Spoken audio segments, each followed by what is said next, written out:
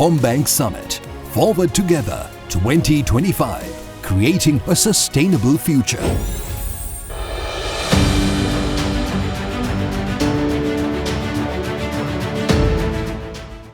Ayubowan. I hope you can hear me. Ayubowan, everyone.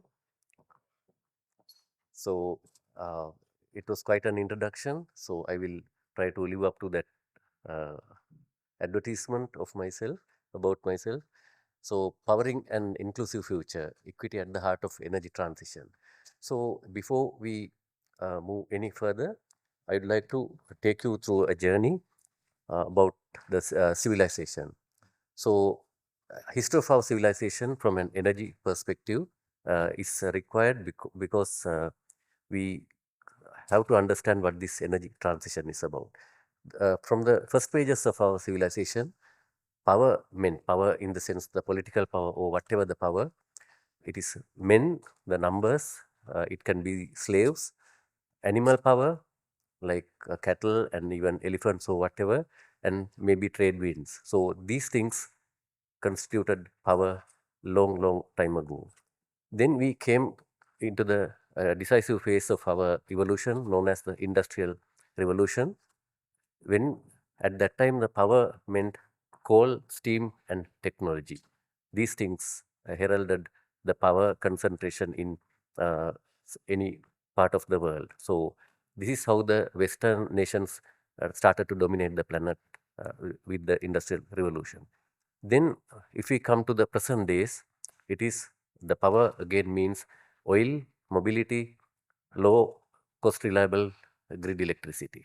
So we are living in this present phase, and the future, the next chapter, in my opinion, this is purely my opinion, will be electricity. Power will mean electricity wherever, whenever, in whatever quantities you require. So this is energy transition in a nutshell.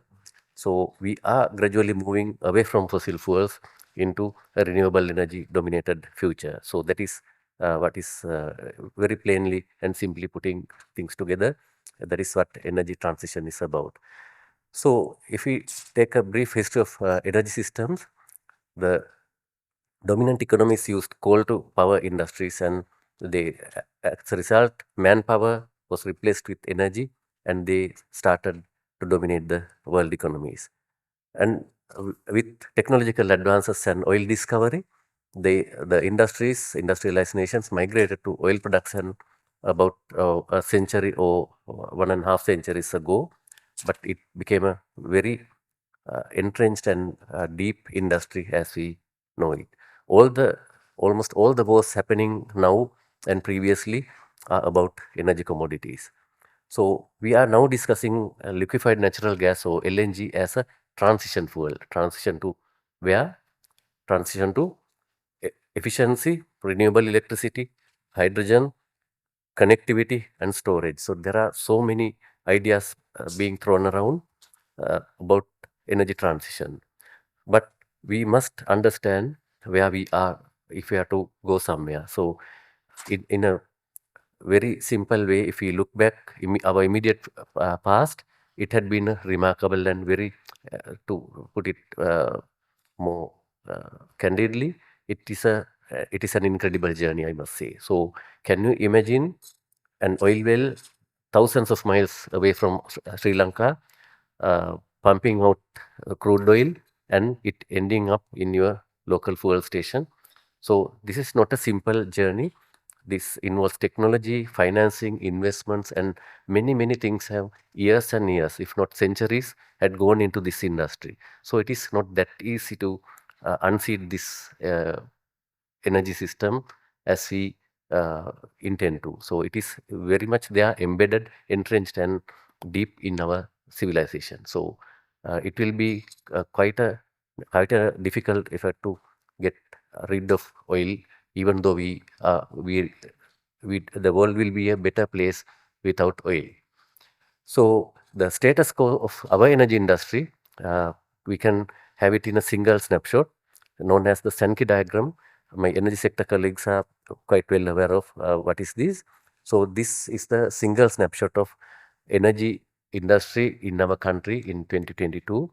The top half of the diagram indicates the imported energy forms, that is oil in the bright yellow color, refined oil products. Then the red color is crude oil coming into the Sapukaskanda refinery, and the black line signifying coal imports to our Norichole power plant.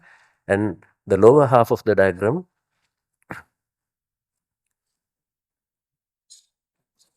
that includes the indigenous energy forms like hydropower, wind, solar, and most importantly, biomass in the green color. So these are the, on the left side you have the supply, and in the right side you have the demand in 5 sectors. Incidentally, this was the economic crisis hit year of our country. As a result, we have not done any direct exports in that year. Otherwise, there could have been direct exports also. Then we supply oil to ships in the topmost, the second top box. Then we have the industry, then the domestic and commercial, and finally transport sector entirely dominated by fossil fuel. So this is how it happens. And right in the middle, we have the power plants of our country, various sources providing energy, and it getting converted and getting distributed in a single national grid. So this is the system which is undergoing massive changing as we speak. So the evolution of the electricity, the contributors to electricity is shown in this graph. You can see there's a dip in the 2022 year. That is because of the economic crisis. We have reduced our demand. So you can see the blue colored hydropower consistently high rainfall years and low rainfall years. That is why it has a zigzag pattern. Then gradually reducing oil dominance in our national grid, the orange colored one. Then the massive black patch here is the coal power in our system. But above everything else, we have the non-conventional renewable energy in the green color and the rooftop solar right on top of that, micro power producers. So you can see it is evolving even as we speak now. So in the future, I think, in my opinion, it will gradually flatten out because no country will uh, grow their energy demand forever. For example, the UK has steadily reduced their energy demand over a period more than 1 decade. Continuously, they have reduced. So similarly, if we achieve economic development, there will be no further growth because of efficiency gains. There will be slightly reduced or stagnant demand. So it will flatten out rather quickly, and the share of fossil fuels will have to come down as we have projected here. So these trends are, some are obvious and some are not so obvious.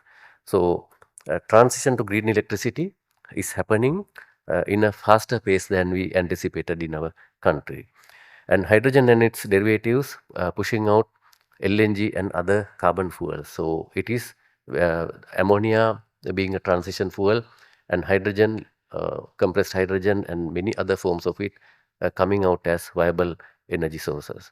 And nuclear energy in a new format, small modular reactors is being thought out, and thorium based reactors again being discussed. So they were kept outside in a closet for a long period, but with the new uncertainties, it is coming back. It has now become again fashionable to talk nuclear energy. Then there is a concept known as the Great Global Grid, or the GGG, something similar to the WWW, World Wide Web, where the entire planet's electricity networks are to be connected together. So one Chinese company, I think the largest company in this planet, they are the Chinese grid company is trying to for quite a long time they are trying to connect all the grids in the world, but they being Chinese, they are shown the door all the time. If they were some other Western nation, they would have tasted success by now. Unfortunately, the people who have money, they are not allowed to do it, and people who are broke trying to do it. So that way the GGG will take some time, because even though technically speaking, HVDC lines can connect the entire planet together through the polar regions, there is a remarkable opposition to this thing. The geography is eclipsed by the geopolitics, because even two countries can't sit together over a table and sort things out, even in this advanced state of our civilization. So, can you imagine the whole world seated around a table discussing a common grid? It's a very far-flung idea, in my opinion. But if we are successful in doing this, we will solve most of our energy transition problems. But technically, at least the Chinese grid company, they are very keen, and they are about to uh, put out the finances behind this, actually estimate the financial requirement for this great effort. So these are the telltale signs of the energy transition. So if we go a little bit further down, we can see the slow change from the fossil fuel driven economy to a renewable driven future. It may be disrupted by several times with the advancing technologies, and it can later on become a complete revamp of the energy markets in the world. So all giants leaving the market and ceasing exploration activities, oil exploration, and creating new trade networks like the ammonia bunkering services. Then the market is expected to fragment to tiny bits and pieces. Unlike the present global markets, energy markets, the giants leaving the arena and allowing dwarfs to flourish for a brief moment, and then finally it will end up in the hands of the energy users themselves. So it is going to fragment into smaller and smaller pieces. So post-energy transition world, if you are having a quick look at it, the energy dictatorship, I coined this word last night. So the present day energy systems are like dictatorships. So central power plants telling the consumers what to use. So it is one way command like dictatorship.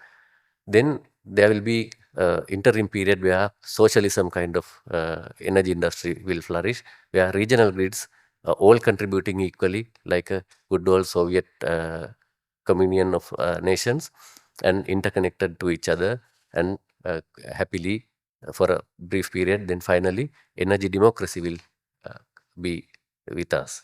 So where users command the whole value chain, users will assume the full responsibility and command over their energy requirements, meaning true empowerment.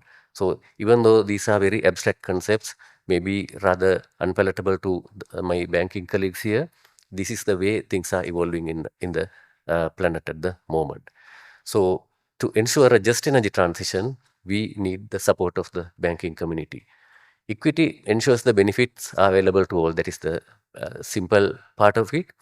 And it's quite a shift from the energy models of the past. It's a very drastically different path which is paved into the future. And equity also means the greater impact, because numbers actually matter. So the number of people who we can impact actually will determine the major economic impact. That is a remarkable impact or a very insignificant impact. Then resource distributed almost evenly across the planet. If you take solar energy, every family has their share of solar energy falling on their roofs. So that is democracy. Then we are fast losing the special references to sustainable energy, where earlier these are known as non-conventional energy, alternative energy, and things like that. They have a specific mention of some speciality, but these are no longer in the energy vocabulary, meaning we are already in the transition. So this compels us to our systems to evolve more and more. We can either sit back and passively enjoy the evolving show, or we can play an active role as it happens. So we will examine how. I will quickly wind up. Do we have some more time, Susan? So two things we can do, especially the banking community, keeping track of things. So measure what you make, measure what you do, and most importantly, measure what you emit. So this is very difficult for some of our Sri Lankan industries. They don't keep track of things. So If you don't keep track of things, then you don't know where we will end up.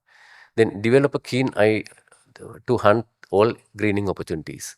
You don't have to do everything at the same time, but if you maintain a list of things to do, you can do the entire value chain, the whole supply chain. If you look at all the opportunities, there are bits and pieces of greening opportunities. So maintain a wish list, and there will be one day you can resolve all these problems. And you have to grasp the technology, know which technology can do what and what cost. So read, understand, teach, learn, and document all the technologies. Then we will be very well versed in this energy transition related matter. So the supporting everyone, those who are knowledgeable can impart knowledge in others, things like that. So the few large projects will be productive, but the real impact is with the larger population getting involved, especially the small businesses of the small end of the spectrum. So if we are distributing one LED lamp per household in our country, it means 6 million lamps. So that is the kind of impact we are discussing here. So the lenders, in my opinion, the commercial bank, of course, and other lenders, they hold the keys to energy transition, because without money, we can't do anything. So banks, other lenders must look for climate finances. It is available. Dr. Sugatapala will elaborate during the session. So where these finances can be found, and develop social special packages for particular end users. So leading to quick changeovers of and deemed emission savings. Unlike developing project after project with writing pages and pages of project proposals, if we can have a quick fix for these things, quick disbursement without wasting the time, precious time of our small entrepreneurs, there will be that many participants. And the lenders are expected to develop a portfolio of green lending so they will maintain a logbook or at least some record. So it will be a must-do item in the annual plan, not merely a nice page in the CSR part of your annual report. So let us build a green portfolio for lending, and covering all aspects rather than few hot favorites like solar rooftop. Everybody will drive there, but there are some other difficult to implement projects. That is where money and effort is more needed. Nobody is looking at those things. And financing the enablers other than the end users themselves. So energy service companies, we have to develop and nourish. Technology providers, we have to upskill them and make them more relevant, and nurturing a whole ecosystem. So that way we can effect this energy transition. So my final slide, it will take 2 more minutes, please, madam. So what it takes to lose an arrow. So this is my way of looking at things. Making a social transformation, a major change in our societies is like letting loose a arrow from your bow. So you have a bow and an arrow, my analogy here. So firstly, you have to have a desire of the champion or the money making person, the businessman or whoever should have a profit motive or some other motivation to do something. It's like the arrowhead, and it must have sufficient weight for it to travel afar. And through innovation and technology, you can sharpen the arrowhead. So we need a sharp arrowhead if the arrow is to go and hit someplace. And then we have the strength of the society, the economy, our systems, and everyone is like the strength of the bow. That is where we get the kinetic energy required for the arrow to travel. But without the string, the people's pull, that is, without engaging the people, you can't let loose the arrow in the direction we intend to. And most importantly, the stable policy in a country is like the feathers in the tail end of the arrow. So it needs the balancing force of a drag force just to keep the arrowhead in the right direction. You need the better policy so the arrow keeps on traveling in a single direction.